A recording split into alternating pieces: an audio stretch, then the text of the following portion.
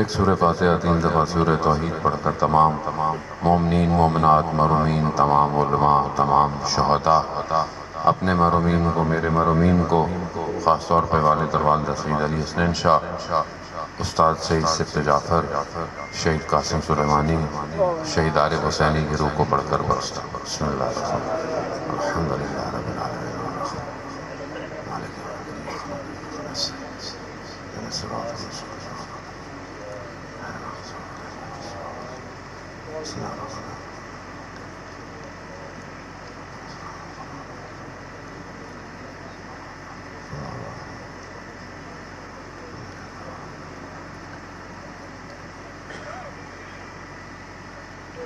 امام زمانہ کی سلامتی کے لیے ایک دفعہ صلوات بھیجتے ہیں۔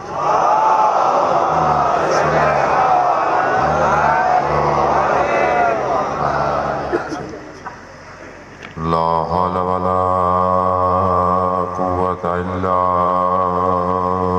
باللہ العلی العظیم حسبنا اللہ ونعم الوکیل نعم المولا ونعم النصیر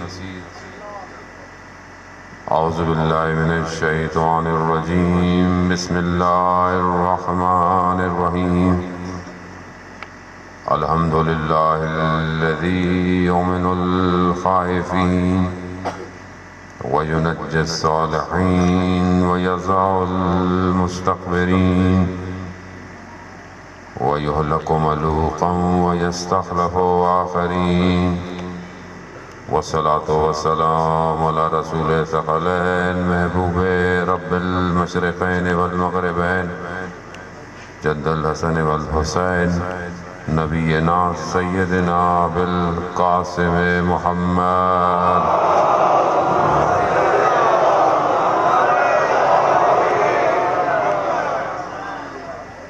وعلى آله الطيبين الطاهرين المعصومين لا سيما بقية الله في الأرضين روحي وأرواحنا لتراب مقدم الفداء ولعنة الله على أعدائهم أجمعين بسم الله الرحمن الرحيم رب اشرح لي صدري ويسر لي أمري واحلل عقدة من لساني يفقهوا قولي أما بعد فقد قال رسول الله صلى الله عليه وآله وسلم إن الحسين مصباح الهدى والسفينة النجاة صلوات محمد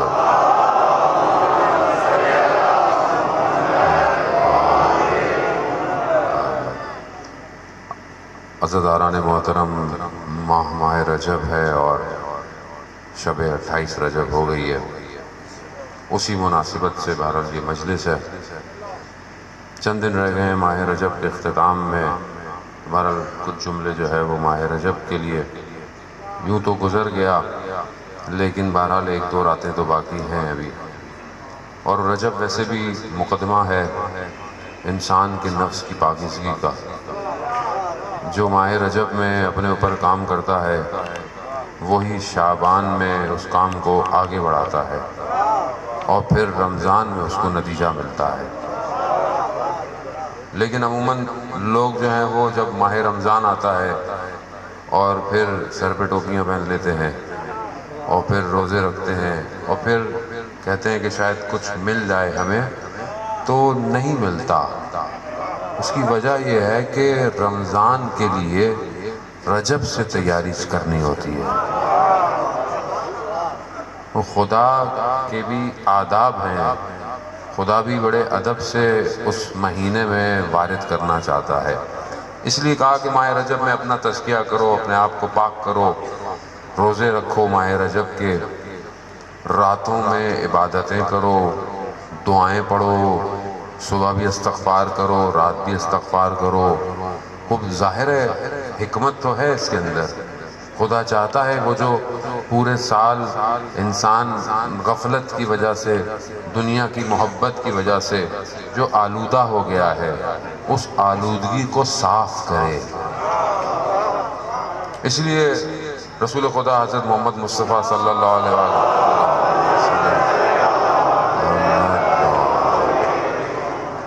رسول خدا فرماتے ہیں کہ رجب خدا کا مہینہ ہے اور شعبان میرا مہینہ ہے، اور رمضان المبارک جو ہے وہ امت کا مہینہ ہے۔ رمضان میں آپ جانتے ہیں کتنی دعائیں ہیں، مناجات ہیں، لیکن اس کی لذت حاصل نہیں ہو پائے گی جب تک رجب میں مناجات نہ کریں، جب تک شعبان کی راتوں میں مناجات شعبانیہ نہ پڑھیں۔ اب بولیں کہ مولانا صاحب یہ کون سے نئے فارمولے دے رہے ہیں آپ،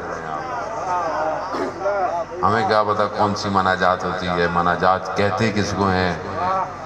تو عزیزان محترم، اس لیے تو آیا ہوں میں آپ کو بتانے کے لیے، جو آپ جانتے ہیں اگر میں وہی بتاؤں تو پھر کمال کیسا؟ کمال تو یہ ہے جو مولا نے بتایا ہے وہ آپ تک پہنچے۔ مناجات ایک قسم ہے، 3 چیزیں ہیں جو خدا کی بارگاہ میں کی جاتی ہیں، جو علماء بیان کرتے ہیں روایات کی روشنی میں۔ ایک ہے دعا، جسے ہم لوگ سب سمجھتے ہیں کہ دعا کرنا، قرآن بھی کہہ رہا ہے ادعونی استجب لکم، دعا مانگو میں مستجاب کروں گا، قرآن میں ہے، قرآن کی آیت ہے۔ علامہ طباطبائی اس کے ذیل میں بیان کرتے ہیں کہ روز قیامت میں شخص کو بہت کچھ عطا ہوگا، بہت جزا ہوگی، ریوارڈ ملے گا، ثواب ملے گا۔ بندہ کہے گا خدا کی بارگاہ میں پروردگار میں نے تو کوئی ایسی نیکی نہیں کی تھی جس کے بدلے میں تو مجھے اتنا کچھ دے رہا ہے۔ تو وہاں آواز آئے گی وہ جو تو نے دعائیں مانگی تھی نا اور پوری نہیں ہوئی، تو اس کے بدلے میں تمہیں یہ دے رہا ہوں۔ تو وہاں بندہ کہے گا کاش میری دنیا میں کوئی بھی دعا پوری نہ ہوئی ہوتی۔ یہ ہے دعا، جسے ہم ہاتھ بھی اٹھاتے ہیں، دعا مانگتے ہیں خدا کی۔ البتہ اس کے بھی آداب ہیں، ہمیں تو وہ بھی نہیں مانگنا آتی۔ دعا مانگتے کیسے ہیں، دعا کہتے کیسے ہیں، کسے کہتے ہیں دعا؟ ایک رابطہ ہے مخلوق کا خالق کے ساتھ، یعنی ظاہر ہے آپ جب اس کے آگے ہاتھ پھیلاتے ہیں تو آپ کیا ہو جاتے ہیں؟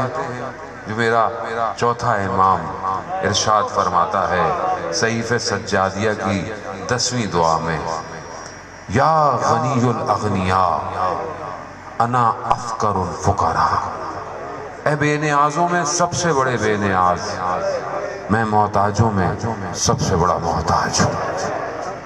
یہ ہے دعا، یہ رابطہ ہے عزیزان محترم، دعا رابطہ۔ دوسری قسم ہے نطبہ، یعنی پکارنا۔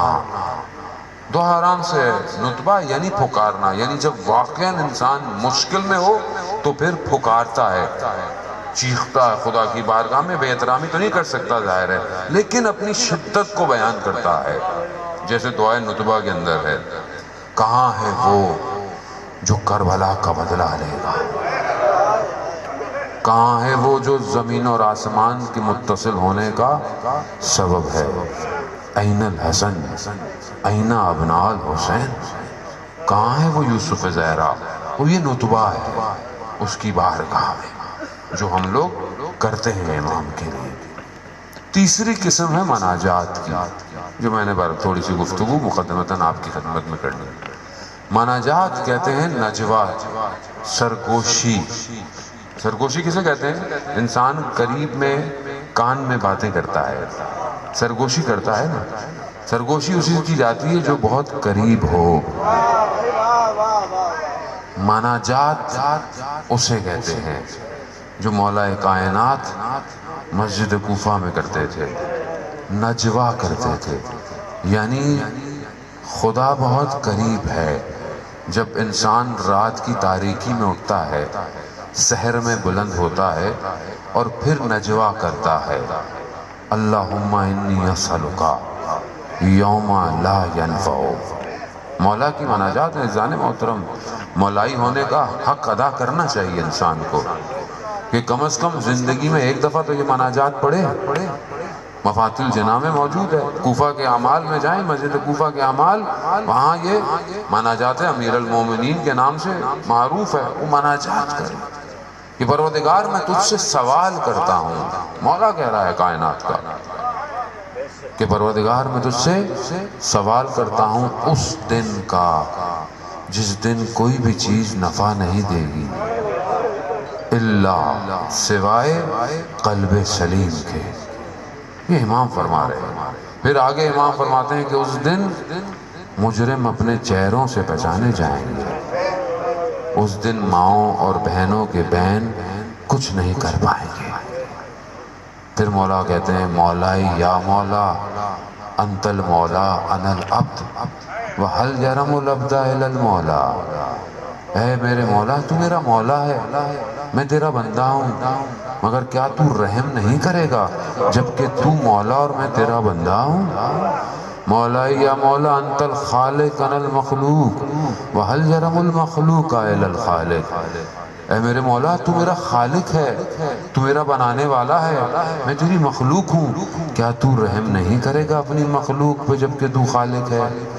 مولائی یا مولا انت الرازق انا المرزوق وحل یرم المرزوق الا الرازق. ایک ایک کر کر امام اپنے پروردگار کی صفات کو بیان کر رہا ہے. یہ ہے نجوہ. یہ نجوہ میری زندگی میں کہاں ہے؟ میری زندگی میں شب کی بیداری کہاں ہے عزیزان محترم؟ میں کب رات کو اٹھا اس کی بارگاہ میں سرگوشیاں کی. وہ اگر ظاہر نہیں ہے تو یہی مہینے ہیں عزیزان محترم. یہی رجب کا مہینہ ہے، یہی شعبان آگے ہے، پھر رمضان تو ویسے بھی راتوں کو دعاؤں کا مہینہ ہے. جب تک اس ذائقے کو چکھیں گے نہیں، اب یہ ظاہر ذائقہ ہے نا ایک. اب جس نے کبھی فلانا، میں کہوں آپ کو افریقہ کے ملک میں ایک فلانا پھل ہے، اب آپ بولیں گے کون سا پھل ہے، میں اس کا نام بتاؤں، آپ بولیں ہم نے تو کبھی سنا ہی نہیں، دیکھا ہی نہیں.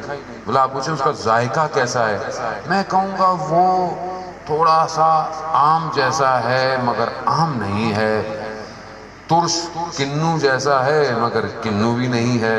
تب بولا بھئی کیا ہے؟ میں نے کہا میں آپ کو کیسے بتاؤں کیونکہ وہ آپ نے کبھی چکھا ہی نہیں. مثالیں دے سکتا ہوں بس میں آپ کو. تو عزیزان محترم خود چکھنا پڑتا ہے. جب تک خود نہیں اٹھیں گے رات کو اور اس کو سجدہ نہیں کریں گے تب تک شب کی عبادت کی لذت سمجھ میں نہیں آئے گی. یہاں اولیاء خداؤں کے لیے تو رجب کا مہینہ بہار کا مہینہ ہے.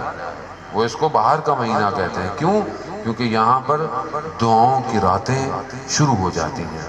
انہی دعاؤں میں سے ایک دعا ہے جو مشترک اعمال میں پڑھی جاتی ہے. اس کا ایک حصہ، ایک فراز کہ ہم خدا کی بارگاہ میں کہتے ہیں کہ بابوں کا مفتوح للراغبین، کہ پروردگار تیرا در رغبت کرنے والوں کے لیے کھلا ہوا ہے.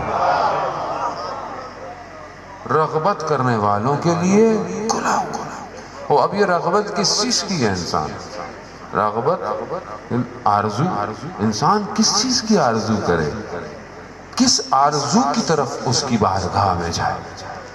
عزیزان محترم جب خدا سمجھ میں نہیں آئے گا نا تو حجت خدا بھی سمجھ میں نہیں آئے گا. اسی لیے پروردگار نے انبیاء کو بھیجا، اولیاء کو بھیجا، اوصیاء کو بھیجا کہ خدا کو پہچانو. اور خدا تبھی سمجھ میں آئے گا جب یہ سمجھ میں آئیں گے، اور جب خدا سمجھ میں آئے گا تو بھی یہ سمجھ میں آئیں گے. وہ یہ کوالٹی یہی ہے کہ انسان جب ان کی بارگاہ کی طرف بڑھتا ہے تو خدا کی طرف پہنچتا ہے. کیونکہ صراط یہی ہے، راستہ یہی ہے. ہر نماز میں کہتے ہیں اہدنا الصراط المستقیم. ترجمہ یہ نہیں ہے کہ خدا ہمیں صراط پر ہمیں چلا، نہیں، ترجمہ یہ ہے کہ صراط پہ قائم رکھ. کیوں؟ کیونکہ ہم صراط پہ ہی ہیں. کیوں؟ کیونکہ علی کا راستہ صراط ہے، اسی راستے کی طرف ہے اور راستہ کوئی نہیں. اس لیے مولا کائنات کی زندگی سے وہ چیزیں لے کہ جس پر عمل کر سکے. امام کی زندگی میں فضیلتوں کی کمی نہیں ہے. قرآن جب کہہ رہا ہے کہ تم دنیا کے سارے درختوں کو قلم بنا لو اور سارے سمندروں کو سیاہی بنا لو، اور لکھو فضائل، مگر تم کلمت اللہ کے فضائل نہیں لکھ سکتے۔ کلمت اللہ کوئی اور نہیں، مولا کائنات کی ہستی ہے۔ اب آپ میں جتنا بھی بیان کریں وہ کم ہے، ظاہر ہے ہم حق تو ادا نہیں کر سکتے، لیکن کمال یہ تھا اس زمانے میں بھی کہ کتنے لوگ امام تک پہنچے۔ کمال یہی تھا، کتنے امام تک پہنچے، کتنے ہیں جو آپ کو امام کے گرد نظر آتے ہیں۔ کمال یہ تھا۔